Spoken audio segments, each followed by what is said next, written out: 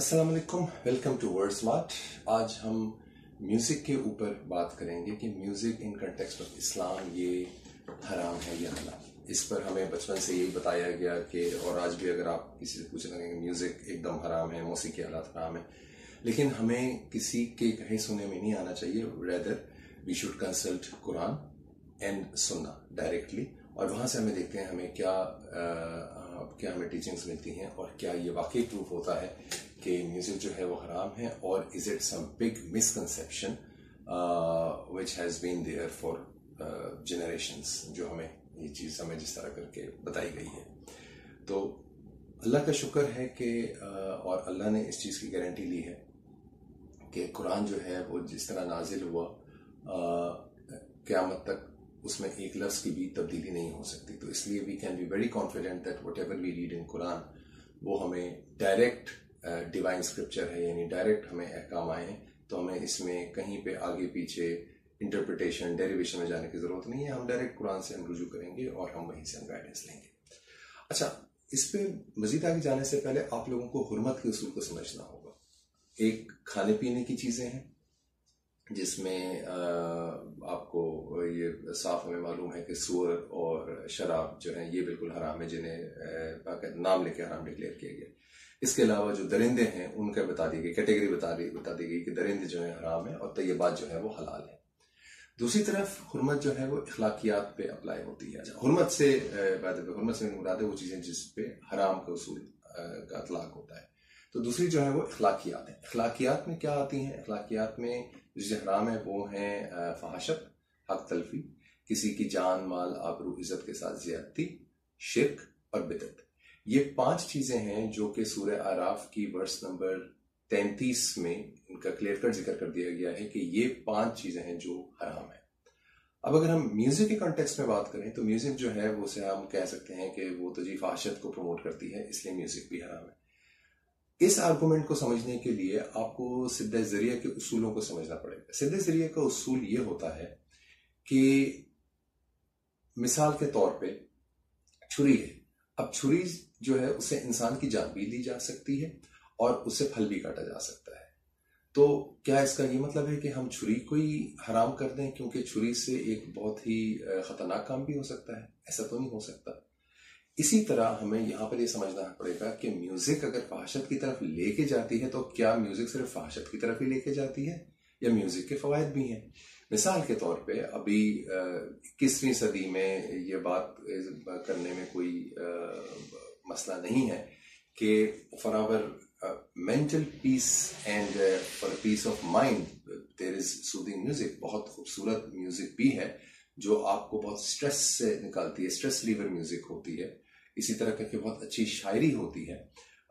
वो शायरी जो है दैट कैन प्रमोट पेट्रियटिज्म, उस शायरी में अल्लाह की हमदो सना हो सकती है। उस शायरी में वैसे ही दुनियावी एतबार से कोई उसकी तहसीन व आफरीन हो सकती है, कोई खूबसूरती पे बात हो सकती है, रोमांस पे बात हो सकती है। There is nothing wrong with that.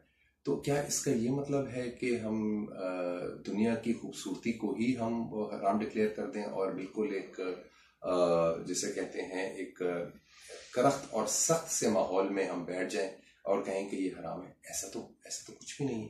पहली बात है कि हम ये चीज़ हम खुद से कह ही नहीं सकते। हमें जो भी चीज़ है हमें साबित करनी। अगर हम हुर्मत किसी चीज़ पे लगा रहे हैं तो वो हमें कुरान से साबित करनी होगी कि वाकई ये हराम है। इसके लिए अब हम कुरान में जो हुर्मत के रेफरेंसेस दिए जाते हैं म्यूजिक में, हम उसकी तरफ जाते हैं। उसमें 4 कुरानी आयात हैं जिनका रेफरेंस दिया जाता है। सबसे पहले और सबसे ज्यादा रेफरेंस दिया जाता है वो सूरह लुकमान की आयत नंबर 6 है, जिसमें लहव हदीस का लफ्ज यूज है। अब लहव जो है ये इसका मतलब है तफरी, इसका मतलब है एंटरटेनमेंट, इसका मतलब म्यूजिक कहीं पर भी नहीं है। और ये लफ्ज लहव जो है ये कुरान में 10 जगह पर आया है। ये सूरह अनाम में 2 दफा आया है, सूरह अनकबूत, सूरह मोहम्मद, सूरह जुमा, सूरह हदीद, सूरह अंबिया और सूरह अराफ। ये सूरह जुमा में 2 दफा आया है, तो टोटल ये 10 दफा लहव का लफ्ज आया है कुरान में, और कहीं पर मौसीकी इसका मतलब नहीं है। इसका मतलब है तफरी, खेल तमाशा, इस मतलब नहीं आया है। दूसरी जो कुरानी आयात है उनमें अगर हम जाएं तो इसमें हमारे पास सूरह बनी इसराइल है, उसकी आयत नंबर 64, उसमें सौत का लफ्ज आया है। अब सौत का मतलब जो है वो आवाज है, और इसे अगर शैतान की आवाज से यहाँ पे इसकी अगर तफसीर की जाए तो शैतान की आवाज जो है वो कुछ भी हो सकती है। वो एक सियासी तकरीर भी हो सकती है जहां पे गलत या झूठ पे मबनी बातें की जाए। वो एक किसी ऐसे शख्सी तकरीर भी हो सकती है जो कि फिरका परस्ती को प्रमोट कर रहा हो, तो वहां पर भी उसे वो एक शैतानी तकरीर है कि जहां से लोग जो हैं वो मनफी बातें सीखें। तो यहां से इसका कोई ये साबित नहीं होता कि ये म्यूजिक की ही बात हो रही है कि ये शैतान की आवाज है। शैतान की आवाज कहीं से भी कुछ भी हो सकती है। इसी तरह फिर सूरह फुरकान की आयत नंबर 72 है, वहां पे जूर का लफ्ज यूज है। जूर का मतलब झूठ और बातिल के हैं। म्यूजिक तो कहीं पे नहीं, ना कोई मौसीकी ना कोई आलात की कोई बात हो रही है। फिर सूरह नजम की आयत नंबर 61 जिसमें समेदून का लफ्ज है, उसका मतलब भी खेल तमाशा है।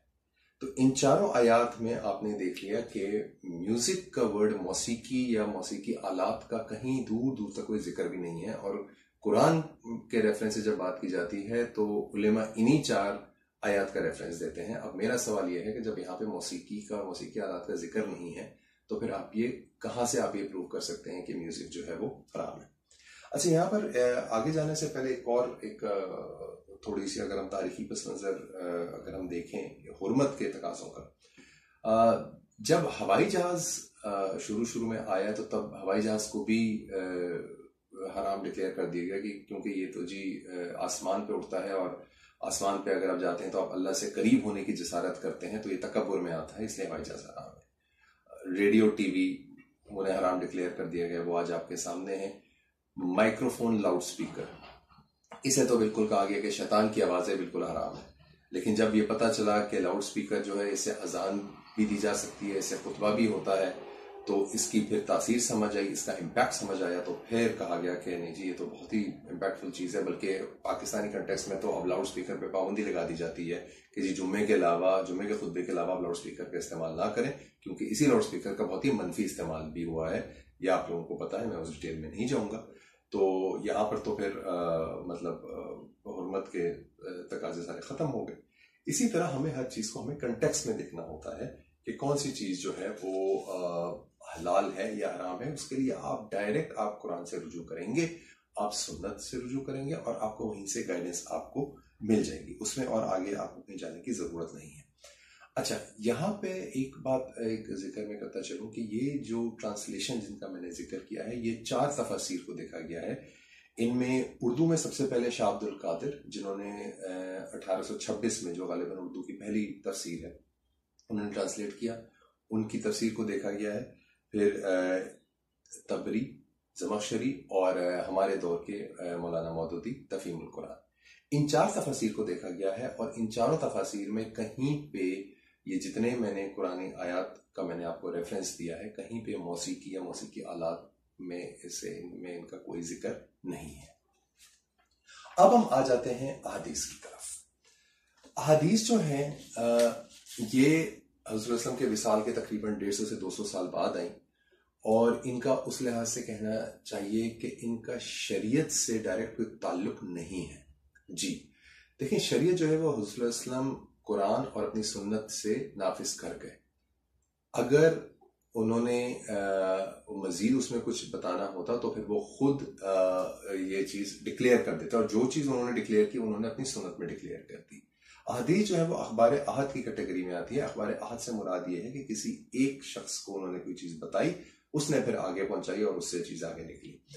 तो बहरहाल उसकी मैं मजीद डिटेल में नहीं जाऊंगा, लेकिन अहदीस से हमें सपोर्टिंग एविडेंस मिल जाता है सुन्नत और कुरान की आयत पर मजीद रोशनी डालने के लिए। लेकिन आपने उसूल ये समझना है कि कुरान जो है वो अल्टीमेट है। हमें कुरान की गाइडलाइंस में, कुरान की रोशनी में हमें अहदीस को समझना होता है। अनफॉर्चुनेटली हमारे यहाँ उल्टा हिसाब चलता है कि हम अहदीस को रेफरेंस बना लेते हैं और उससे हम आगे गाइडेंस लेते हैं। नहीं, हमने कुरान को देखना है। कुरान में जो चीज है वो अटल है, वो नहीं हिल सकती। फिर कुरान की गाइडेंस में जो सपोर्टिंग अहादीस हैं वो हम साथ में ले सकते हैं कि अहादीस से हमें उसमें मजीद रोशनी मिलती है।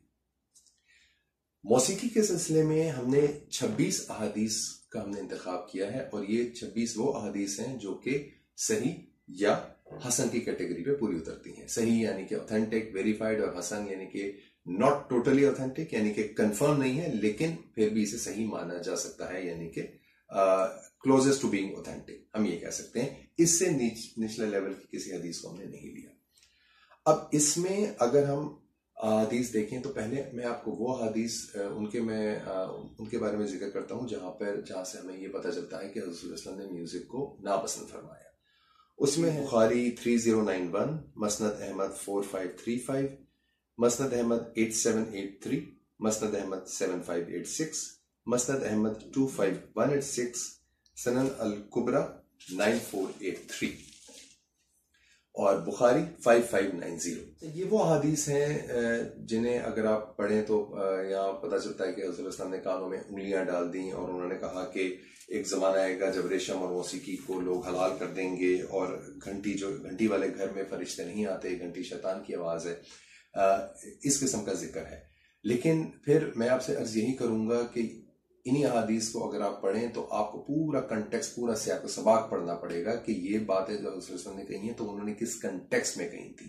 जी, उन्होंने कोई जनरल, कोई यहाँ पे हुक्म, कोई रूल उन्होंने नहीं बताया, वो वहां पे कंटेक्स्ट था जिस कंटेक्स्ट में ये बात की गई थी।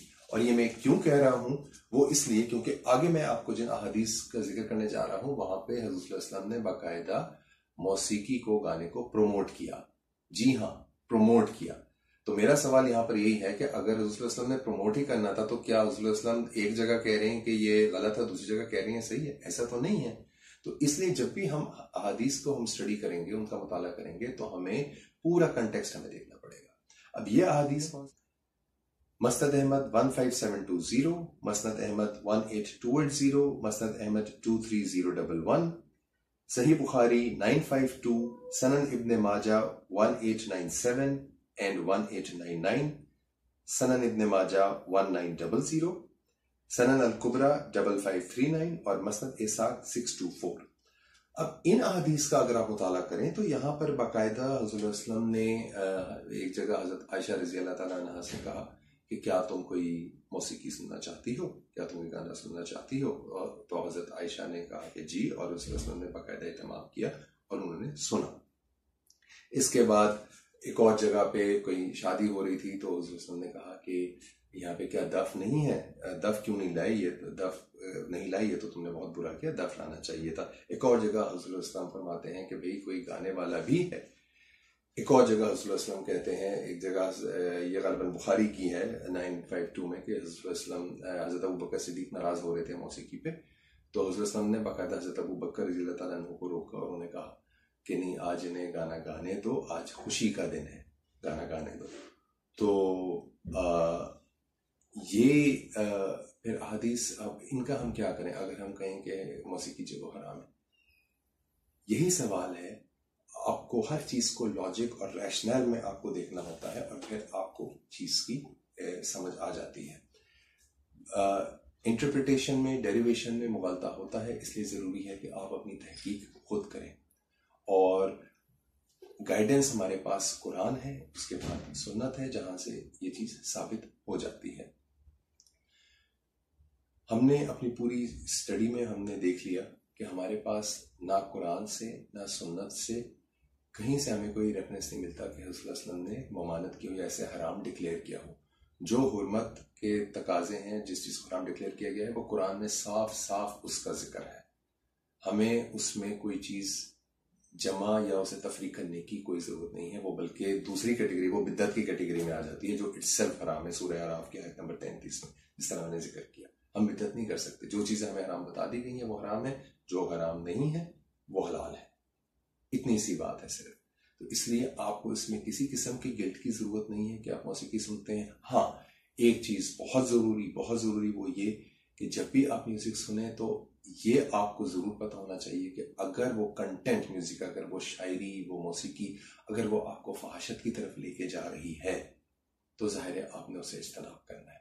जिस तरह छुरी से आपने फल ही काटना है, किसी इंसान को नुकसान नहीं पहुंचाना। तो इसी तरह अगर कोई ऐसी मौसीकी है, और बिल्कुल ऐसी मौसीकी बहुत ज़्यादा है, बहुत अनफॉर्चुनेटली आज के दौर में तो बहुत ही ज़्यादा है, तो उससे डेफिनेटली अपने इज्तनाब करना है। लेकिन आप इसे एक ब्लैंकेट बैन या एक स्वीपिंग ओपिनियन में आप इसे हराम डिक्लेयर नहीं कर सकते। So enjoy the good music and enjoy your life. वस्सलाम।